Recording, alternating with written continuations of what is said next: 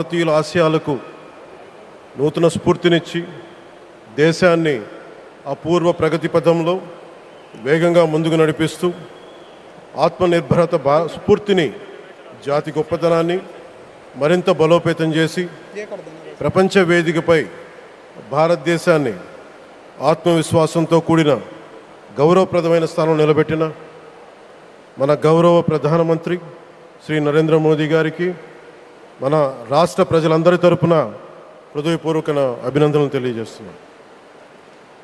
వేదిక పైన ఆసీనులైన honourable governor of Andhra Pradesh Shri Abdul Nazeer గారికి, విజనరీ లీడర్ శ్రీ గౌరవ ముఖ్యమంత్రి శ్రీ నారా చంద్రబాబు నాయుడు గారికి, honourable union minister civil aviation Kinjarapu Rammohan Naidu గారికి, honourable governor of Goa Shri Pusapati Ashok Gajapati Raju గారికి, గౌరవ కేంద్ర మంత్రి వర్యులందరికీ, సోదర సమానులు శ్రీ నారా లోకేష్ గారికి, ఈ కార్యక్రమానికి విచ్చేసిన గౌరవ మంత్రివర్యులు, పార్లమెంట్ సభ్యులు, శాసనమండలి సభ్యులు, శాసనసభ్యులు, విశిష్ట అతిథులు, ప్రజాప్రతినిధులు, ప్రభుత్వ అధికారులు, మీడియా మిత్రులకి అందరికీ, భారీ సంఖ్యలో విచ్చేసిన ప్రజలందరికీ, అలాగే ఈ వేడుకను వివిధ మాధ్యమాల ద్వారా వీక్షిస్తున్న ఆంధ్రప్రదేశ్ ప్రజలందరికీ, దేశ విదేశాల్లో ఉన్న భారతీయులందరికీ నా హృదయపూర్వక నమస్కారాలు తెలియజేస్తున్నాను.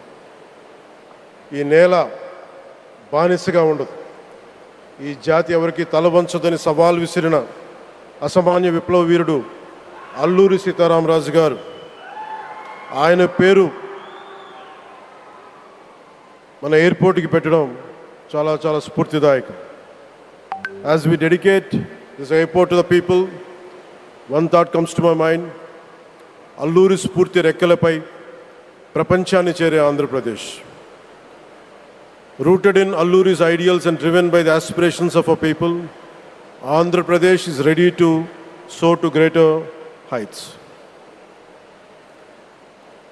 ఈరోజు మన గౌరవ ప్రధానమంత్రి శ్రీ నరేంద్ర మోదీ గారి చేతుల మీదుగా అల్లూరి సీతారామరాజు అంతర్జాతీయ విమానాశ్రయానికి, జాతికి దీనిని అంకితం చేయటం ఆంధ్రప్రదేశ్ అభివృద్ధి ప్రస్థానంలో ఒక నూతన అధ్యాయానికి నాంది పలుకుతుంది.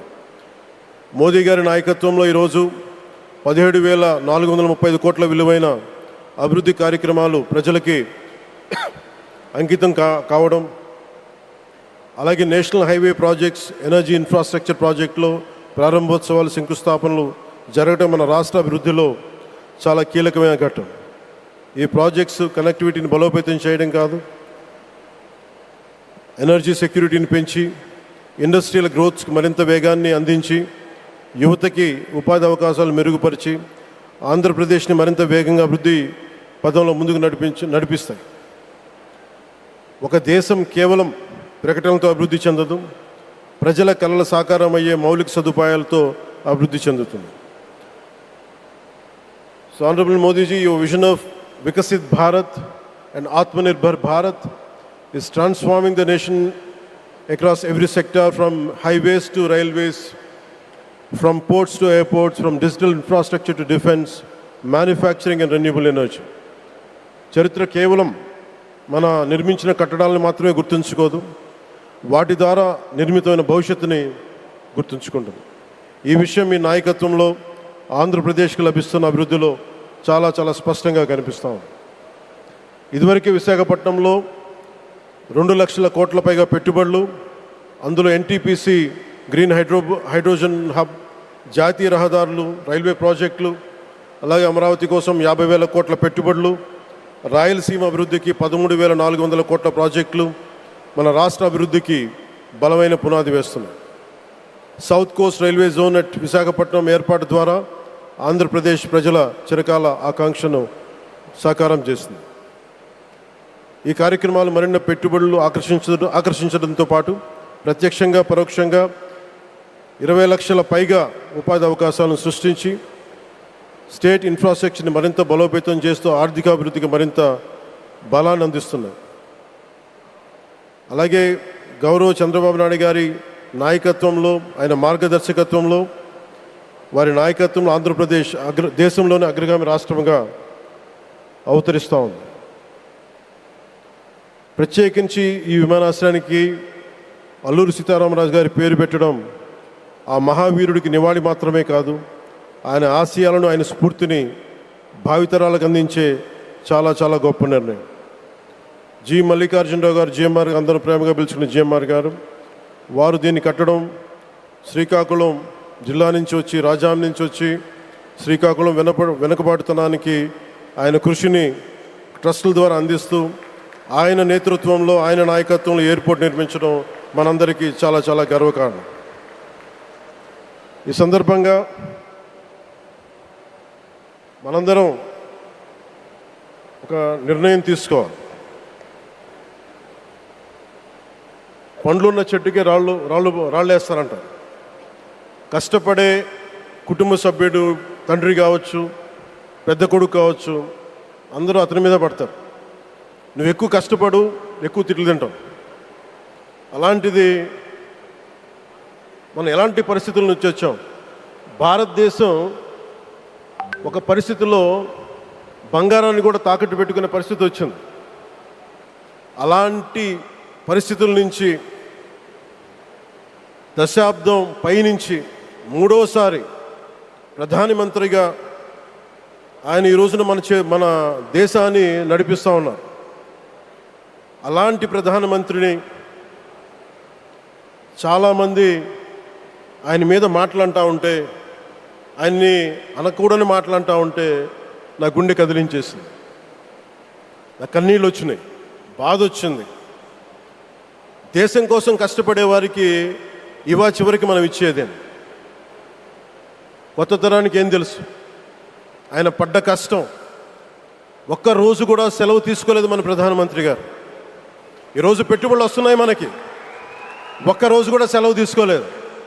శత్రు దేశాలు, మన అభివృద్ధికి ఈర్ష్యపడే పశ్చిమ దేశాలు, వీటన్నిటినీ తట్టుకొని ఒకవైపు విదేశాల్లో ఉండే శత్రువులతో పోరాడాలి, దేశాన్ని అభివృద్ధి పదంలో తీసుకెళ్దామంటే అంతర్గత శత్రువులతో పోరాడాలి.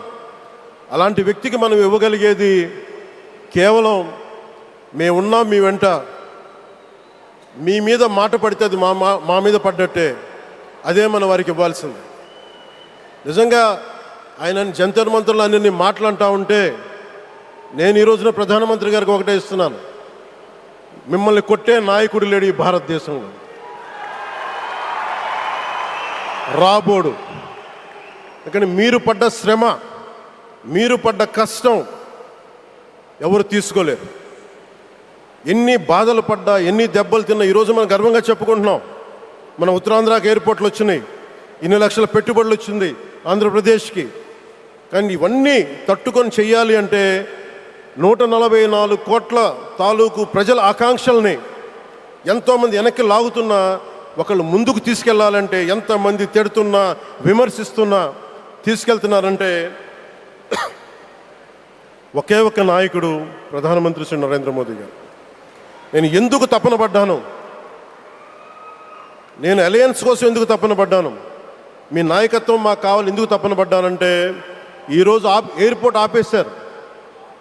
ఒక చిన్నపాటి ఎర్ర బస్సు కూడా రాని చోట ఎయిర్పోర్ట్ అవసరం లేదన్న వ్యక్తులకి సమాధానం ఇదే. ఇన్ని వేల మందికి ఇన్ని వేల కోట్ల పెట్టుబడి వచ్చింది అంటే ఆశీస్సులు కావాలంటే, దేశం కోసం నిలబడే నాయకుడికి మన అండగా ఉంటే ఏం జరుగుద్ది అంటానికే ఈ భోగాపురం ఎయిర్పోర్ట్ ఈరోజు ప్రారంభోత్సవం నిలువెత్తు నిదర్శనం. ముఖ్యంగా 25 సంవత్సరాలు లోబడి ఉన్న పిల్లలున్న ప్రతి ఒక్కరికి కూడా నేను ఈ సందర్భంగా తెలియజేస్తున్నాను, పిల్లల్ని సరైన దారిలో పెట్టడం, సరైన సంస్కారాలు నేర్పించడం చాలా చాలా అవసరం. ఈరోజు పొద్దున్నే ప్రధానమంత్రి గారి స్టేట్మెంట్ చూశాను. ఆయన తిట్టిన, ఎన్ని దూషించారో వారిని కూడా పెద్ద మనసుతోటి క్షమించారు ఆయన. అలాంటి ప్రధానమంత్రి గారికి మీ పాదాలకు నేను నమస్కారం తెలియజేస్తున్నాను.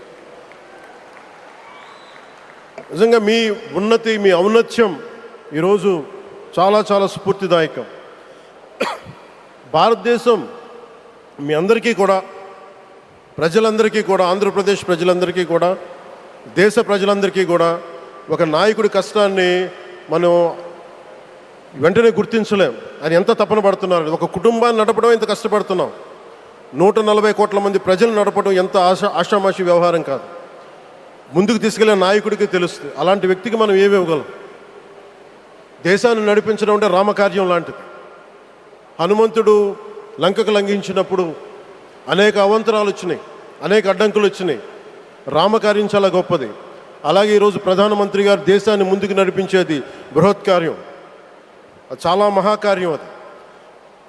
అలాంటి వ్యక్తికి మనం ఇవ్వగలిగేది, హనుమంతుడికి మనం ఏమి ఇవ్వగలం? నువ్వెంత గొప్పగా లంఘించావు, ఎంత కష్టపడ్డావు. ఏ దేవతకైనా ఇవ్వాల్సిన స్తుతే. వాళ్ళు మన నుంచి ఏమి కోరుకోరు. ఒక తల్లిదండ్రులకి మనం ఏమి కోరుకోరు. అమ్మ నువ్వు మా కోసం కష్టపడ్డావు, నాన్న నువ్వు మా కోసం కష్టపడ్డావు అని. అలాగే ఈ దేశ ప్రధానికి, సెలవు తీసుకోకుండా పనిచేస్తున్న ఈ దేశ ప్రధానికి మనం ఇవ్వగలిగేది, మీరు మా కోసం ఎంత కష్టపడ్డారు, మీరు మా కోసం నిరంతరం ఎంత శ్రమ తీసుకున్నారని చెప్పడమే మనందరి కర్తవ్యం. అలాంటి గౌరవ ప్రధానమంత్రి గారికి మనస్ఫూర్తిగా మీరు అనుకున్నంత కాలం అధికారం మీరు వద్దంటే వదలాలి, కానీ అధికారం మీ చేతుల్లోనే ఉంటుంది. దానికి మేమందరం నిరంతరం కృషి చేస్తామని తెలియజేసుకుంటూ, భారతమాత ముద్దుబిడ్డ మన ప్రధానమంత్రి నరేంద్ర మోదీ గారికి ధన్యవాదాలు తెలుపుకుంటూ, ఒక్కసారి ఆయనకి ఇవ్వగలిగేది భారత్ మాతకి జేజేలు చెప్పుకుంటూ సెలవు తీసుకున్నాను. భారత్ మాతాకి. గౌరవ ప్రధానమంత్రి గారికి మరోమారు ధన్యవాదాలు తెలుపుకుంటూ, మీ ఆశీస్సులు మా అందరికీ కావాలి, రాష్ట్రానికి కావాలని తెలియజేసుకుని సెలవు తీసుకున్నాను. జై భారత్ అండ్ జై హింద్.